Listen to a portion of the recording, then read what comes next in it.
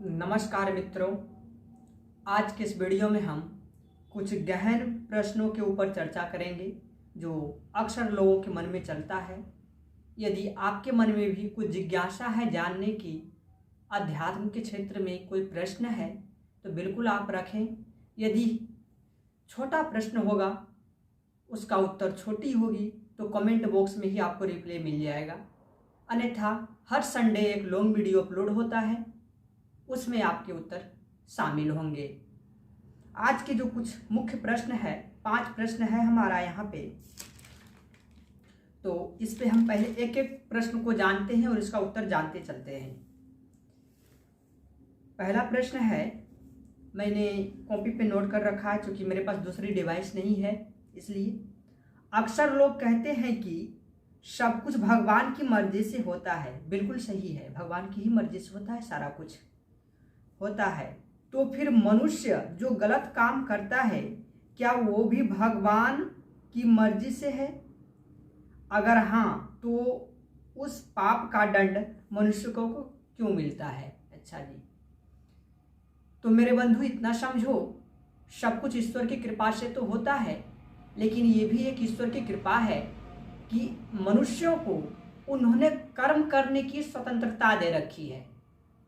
आप जो चाहो कर्म कर सकते हो, लेकिन परिणाम उनके हाथों में है। तो ये भी ईश्वर की ही एक इच्छा है कि आप कर्म स्वतंत्र होकर करो, इसलिए। और आप गलत कर्म करते हो तो इसीलिए आपको उसका दंड मिलता है, सीधी सी बात।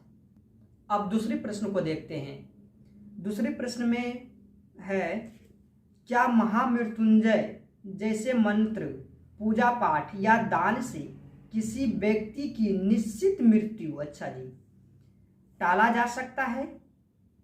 क्या मनुष्य अपने श्वासों के विज्ञान से अपनी आयु बढ़ा सकता है?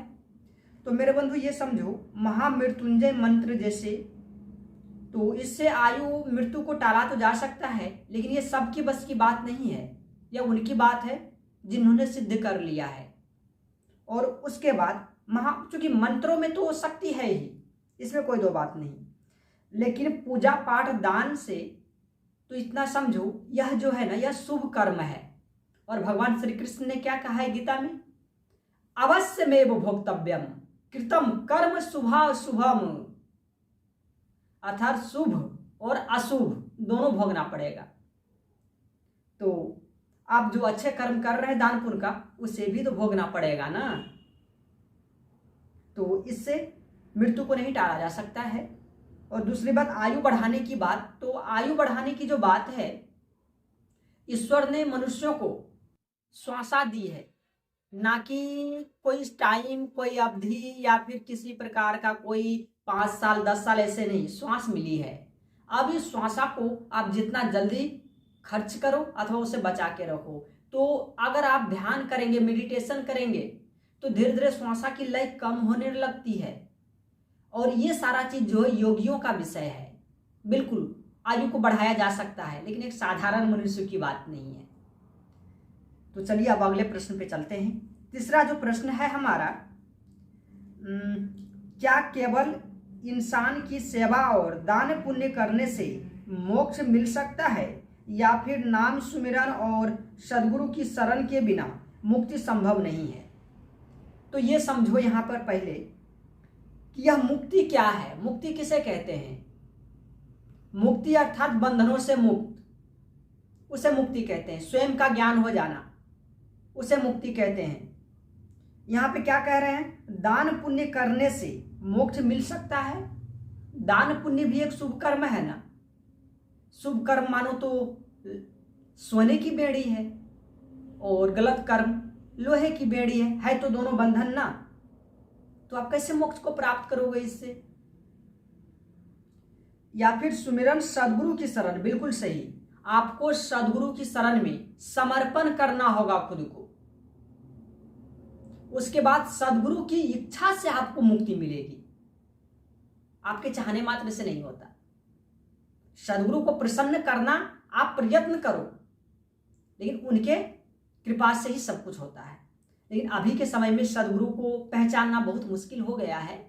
हालांकि मैं एक वीडियो बनाया हूं, अभी आप आई बटन पे देख रहे होंगे, उस वीडियो को जरूर देख लें।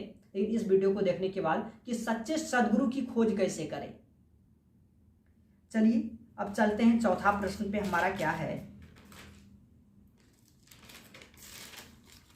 चौथा जो प्रश्न है हमारा, क्या एक साधारण मनुष्य के लिए घर परिवार और जिम्मेदारियों के बीच रहते हुए ब्रह्म का अनुभव करना संभव है, या इसके लिए घर छोड़कर जंगल जाना अनिवार्य है, या असली संन्यास कुछ और है? मेरे बंधु, इससे पहले जो प्रश्न उत्तर के वीडियो बने थे तो उसमें मैंने डाल दिया है, इस पे ये प्रश्न उसमें भी है। हालांकि यहाँ भी समझ लें कि संन्यास कुछ वास्तविकता में कुछ और ही है। संन्यास जो संत लोग धारण करते हैं, इसका सीधी सी मतलब यही समझो कि सब कुछ का अंत कर देना। सब कुछ में क्या, जैसे काम, क्रोध, मद, लोभ, ईर्ष्या, द्वेष, नाना प्रकार की जो गलत चीजें हैं हमारे अंदर, सबको अंत कर देना ही संत कहलाते हैं। इसको अंत कर दो, संन्यास हो गई। हर चीज से आसक्ति से रहित हो जाओ, संन्यास हो गई। आप जंगल में चले जाओ और आपकी जो चेतना है घर परिवार में लगी है तो कोई मतलब नहीं बनता। आप घर परिवार में ही रह करके चेतना को हरि के चरणों में लगा दो, सद्गुरु के चरणों में लगा दो और हर प्रकार से आसक्ति रहित हो जाओ। यही है असली संन्यास। घर परिवार छोड़ने की आवश्यकता नहीं है मेरे बंधु। अब पांचवा जो प्रश्न है वह है कि एक सच्चे साधक को ईश्वर से क्या मांगना चाहिए? क्या धन, सुख और शांति मांगना अथवा भक्ति के विरुद्ध है? अच्छा जी, तो भक्ति के विरुद्ध नहीं है, क्योंकि भक्ति अलग विषय है खरे से, जिसे आप भजन कह लेते हो या पूजा पाठ भक्ति कह लेते हो। चलो इसी श्रेणी में जोड़ देता हूँ। हालांकि भक्ति एक अलग चीज है।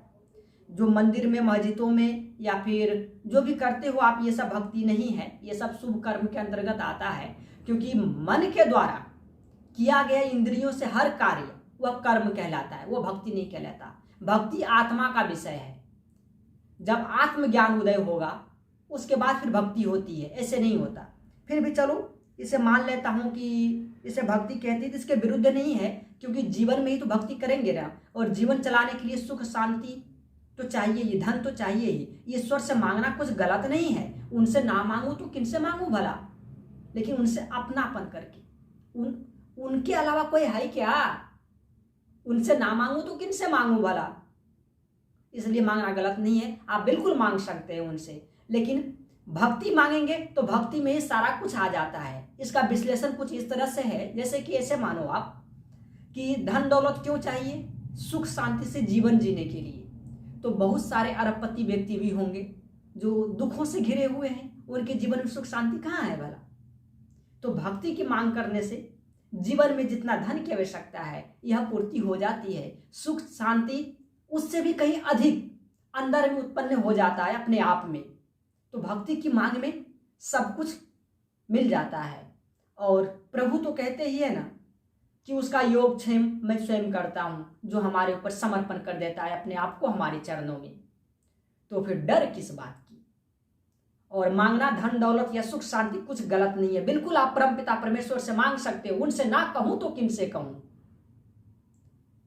और यह पांचवा प्रश्न पूरा हो गया। कृपया करके सत्य ज्ञान को सपोर्ट करें आप सब। मत कर बाबरे अहंकार अभिमान, बड़ों का मिट गया